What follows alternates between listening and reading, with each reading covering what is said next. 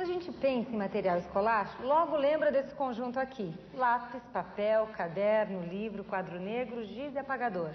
Mas é pouco, não é? Uma escola pode usar muitos outros materiais que quase sempre estão aqui mesmo. E é disso que a gente vai falar no programa de hoje.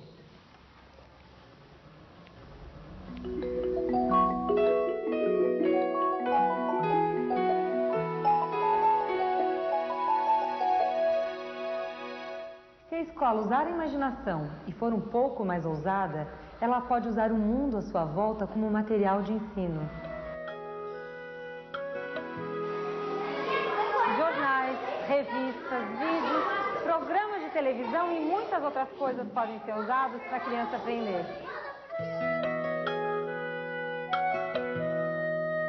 A escola é um dos lugares que tem a função social de contribuir para que a criança possa fazer sempre ao longo da vida, enquanto ela está na escola e depois que ela não está mais na escola, uma leitura do mundo, no sentido de que as coisas possam ser vistas como relações sempre novas, como coisas que não são pré-existentes, não estão dadas já de saída no mundo, mas são sempre vistas de formas diferentes pelas crianças que são os frequentadores dessa escola.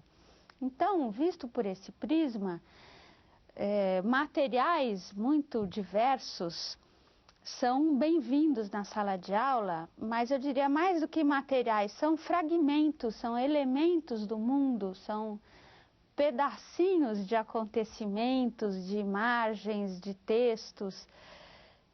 São os materiais com os quais a gente deve trabalhar na escola. Acho que um dos critérios pelos quais os professores, as professoras, os educadores de uma maneira geral devem escolher os materiais é de que eles tenham graça. Assim, que a própria pessoa que escolha, que eleja esse material, veja neles possibilidades ricas, que aquilo tenha, em primeiro lugar, atraído a atenção, tenha atraído o olhar dele ou dela, educador ou educadora.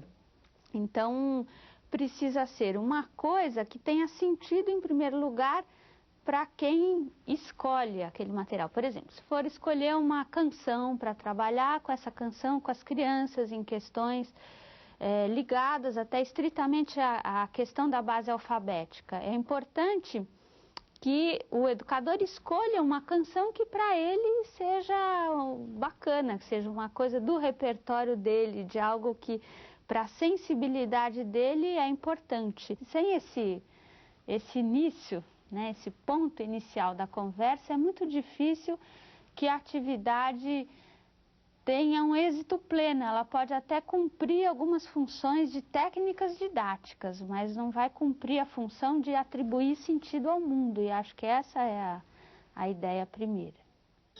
Olha só quanta coisa uma criança pode usar como material na sala de aula. Livros de histórias, histórias em quadrinhos, literatura de cordel, folhetos, encartes, calculadoras, dinheiro, até bulas de remédio servem. O importante é o professor conduzir as situações de uso do material, sejam elas reais ou simuladas.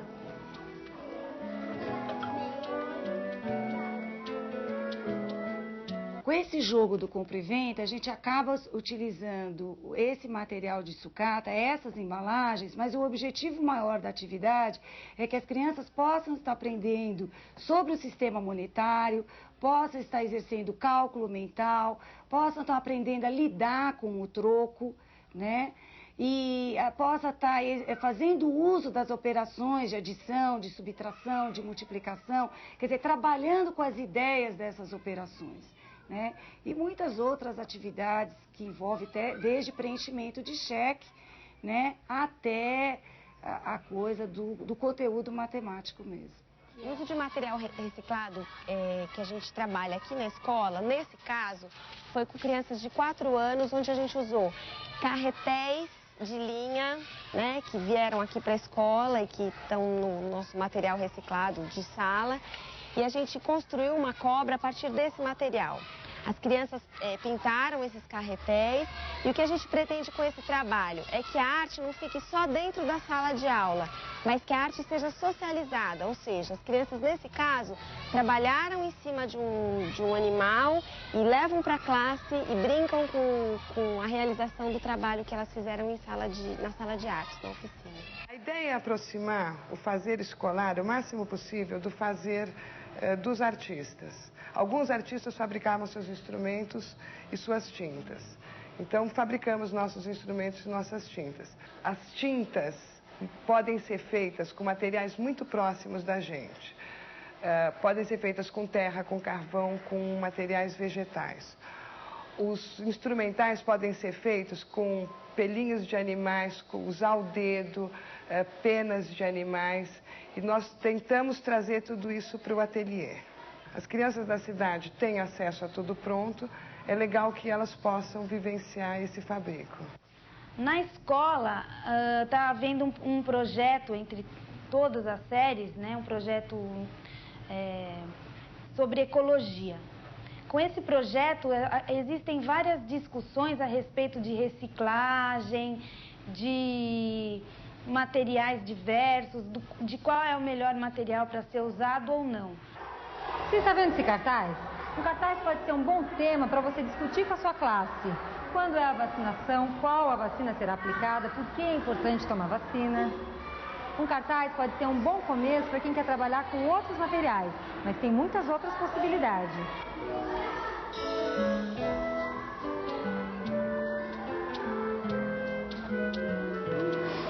O que vocês acham que está escrito aqui na sacola? Cientista. Cientista? Por que vocês acham que é alguma coisa de cientista? Mas tem cientista na escola? Não. Então o que será que está escrito? Laboratório de quê? Crianças. De crianças? É, para as crianças usarem, sim. E até parece crianças aqui. Mas tem outra coisa. Laboratório de cientista. De cientista, quase. Ciência. Investigar as placas da escola, pesquisar nos livros da biblioteca, procurar nomes na lista telefônica, aprender a usar um mapa e relacionar esses materiais com o que a criança pode ler na revista ou no jornal. São muitas possibilidades à disposição do professor.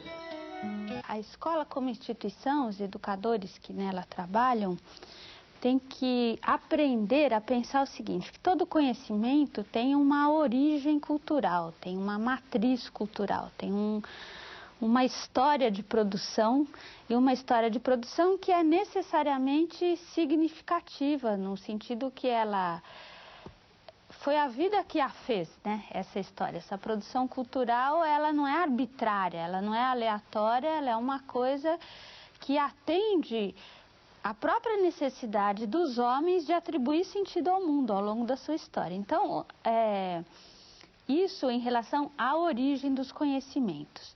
Em relação aos desdobramentos, para que servem os conhecimentos, é importante que os educadores aprendam a pensar que nada é impune, assim, nenhuma escolha, nenhum assunto, nenhum material, nenhuma matéria, nenhum conteúdo é desprovido de consequências. Você traz aquilo para a sala de aula, não só porque você tem objetivos claros, mas porque aqueles elementos que são originários da cultura causam, né, dão origem a outras produções culturais. Por outro lado, se a gente for fazer uma leitura dos conhecimentos prévios a partir de cada criança, do que é próprio dela, você teria muita dificuldade em traçar um planejamento para o grupo todo de crianças.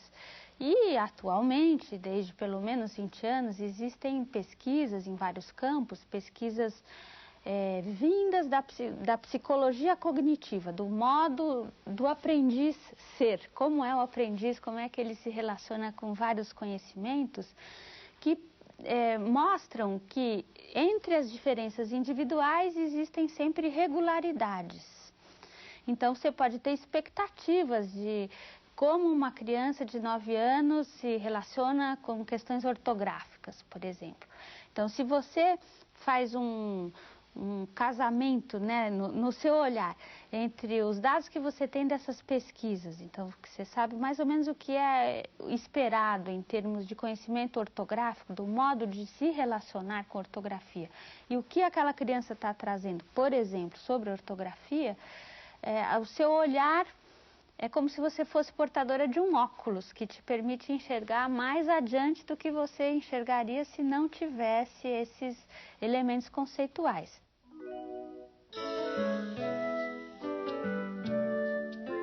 Além de tudo que a gente viu, a criança também pode trabalhar com os materiais da sua própria região, porque cada lugar tem uma realidade e cada realidade tem seus materiais. Assim, as pedras, as conchas, as madeiras, a sucata, as garrafas vazias, a argila, os animais, as plantas, tudo isso pode ser objeto de trabalho, de observação, de pesquisa, de construção de brinquedos.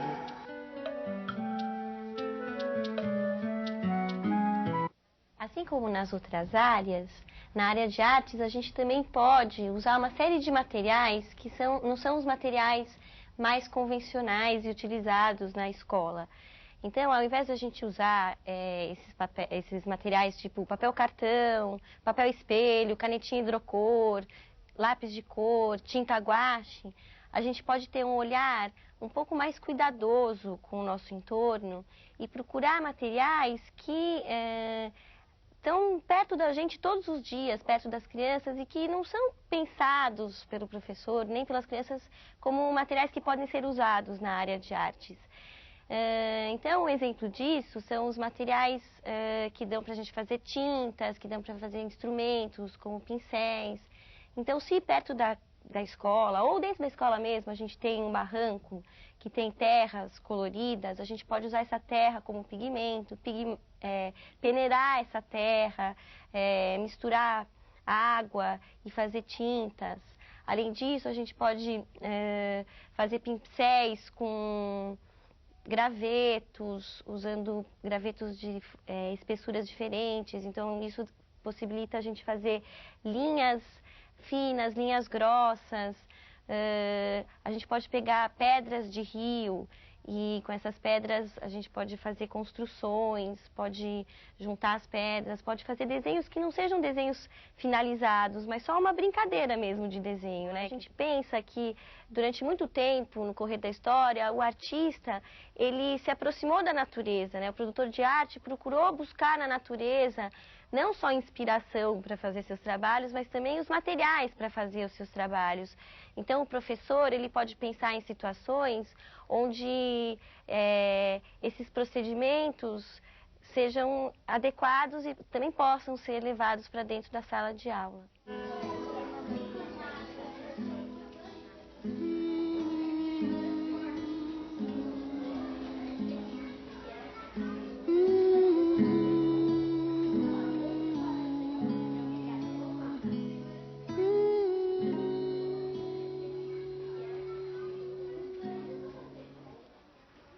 É claro que o quadro negro, o giz, o papel e o lápis são materiais importantíssimos que a gente não vai deixar de usar. Mas pense nisso, se o espaço da escola é o espaço que aproxima a criança do conhecimento, a gente aproxima esse conhecimento da realidade. E a realidade, você sabe, vai muito além do papel e do quadro negro. E da aula pode ficar bem mais divertido. Até o próximo encontro.